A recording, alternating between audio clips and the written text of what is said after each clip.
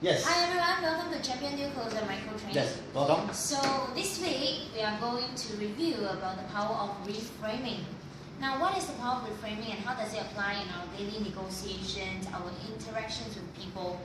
This morning we just went for a major presentation with a bank, and I think Dato actually reframed one of the questions very well that the panel was actually asking. So without further ado, Sure. can we invite Dato to share more about reframing? Right, reframing is actually a very important technique in any deal closing. It's because we enable the other party, okay, that we are communicating with, to see from a different angle, yeah, and then also to salvage the situation if a situation breaks down. So this morning was pretty good, yeah. That well, actually I used a few techniques, right? First was the trance that you wanted me to share. So the trance was that selectively. All right. Even then, my partner Kevin and Fina also like, what is this guy talking about? And then the room went silent for a little while. Oh no, okay. It really depends on what kind of client, okay, that I will be personally involved and trained. So why did I do that was because that is in Champion Communicator. Can I give them a little bit of background? Yeah, sure, please. So what happened was actually the client asked Dato, say, "Oh Dato, you're such a busy man. Will you actually be involved with the training?" And Dato actually said selectively. So they all got a shock, like oh, Dato is not going to be involved. And that was actually part of sending people into trance. So they were in trance, and then later Dato brought the good news. So yeah, because the part that is important is that to select a client, for a large organization that we are, of course I'll be there. And then what do we do? First of all, of course we all learn that when in trance, when we are actually having our subconscious mind open up, and then whatever information that we want to put into this person's mind is a lot easier, so there's no resistance. And then I show them how important they are to us, and also that to actually give them the level of confidence and comfort. Yeah, so that is one of the way that we can do, that we can use between reframing and trance together. Yeah, so reframing is one of the technique that I think I use quite frequently. Yeah, especially when situation is tense, when two parties, when they're negotiating, or when they have some disagreement. Whoa, the reframing, and I do it a lot by using WhatsApp. When two parties sometimes they again when they communicate because of the situation, because of the timing, yeah, and people get discomfort and then they have some disagreement, yeah. So what we do is that we need to reframe some of this by means of reinterpret, or sometimes we just throw in some quotes, or we just talk about something of a similar situation, and then the good things about this party, and then also the good quality about the other party. So would it be right to say that it is finding opportunity in adversity? When something looks like it's going to be like maybe quite bad, yes, but we turn it around and we direct people's focus to look at, hey, what is good here, so that we can drive them towards the result and the objective that we want. Absolutely. So instead of the situation looking like so bad and so bleak, but we get people's attention to look at, hey, actually there are good things out of it, and basically from a bad frame we turn it into a good frame. Yes. So it's like identifying the opportunity. All right. So looking at this cup, so how do I reframe this cup? Yeah. Oh, so it's a good looking cup. Yeah. Yeah. And why the size? Yeah. So say for example, if I wanted to sell this cup to Fina, and first of all, it's a design of it. It's ceramic chrome. It's pretty unique, yeah. But let's say if the price is very very high, all right, that I want to sell this cup for like $150. I mean, she'll go like, what, crazy? Well, first of all, why do I need to buy a $150 cup? If this were to be like $25, I might consider. So now, how do we reframe this objection? Now, we have to look at it from this point of view. All right. First of all, it is not a cup that you can just easily go anywhere. All right, to find one or purchase it online. All right. It is a limited edition, and then also now I do explain to you in detail. I'm not saying that this cup is $150. This one is a gift, so I don't know how much it is. I'm just trying to reframe her mindset. to look at what is the quality. So this is not just a cup, all right? This is a very unique cup that the designer so and so, or it's a limited edition, is on the shelf, and then or they only sell this at a special occasion, for example. So this is part of reframing. Does it make sense? Mm-hmm. Yeah. All right. So wait.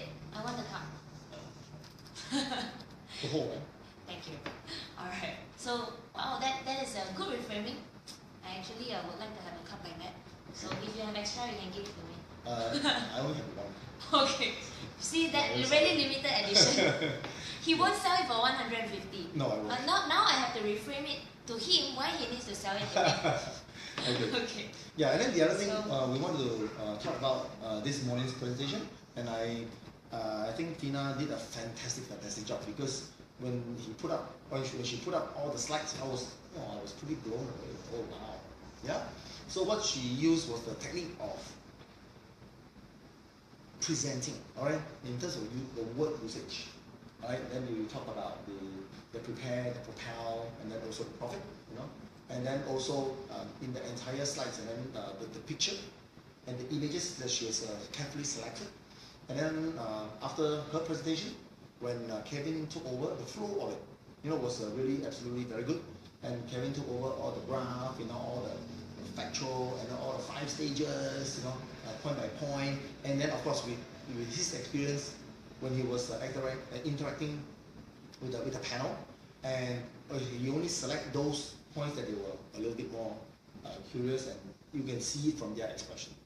Yeah. So now, for this morning's presentation, first of all, even though we are a champion communicator, we train, And a champion deal closer. champion deal closer, what do we think we do? We spend hours and hours and hours preparing. Tina, she has spent so much time on this, and then Kevin also, word by word, and then exactly which slide, and until when we were in the car, she was still trying to do the final adjustment to perfect it. And we also simulate many times. Even though I was not in town, I was communicated through WhatsApp and knowing exactly what's going on.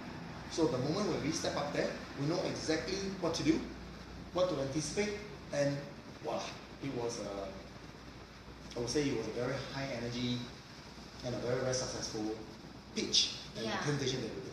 And in fact, we were only given 30 minutes, but the panel was so interested that the entire presentation was extended to 45 minutes. Yes. Yeah. So that was good. So this is deal closing, and remember your magic word. If you do not, then you can go back to the 180 words that we gave you, and also the extra 50 words that we have given during the course. Okay. Yeah.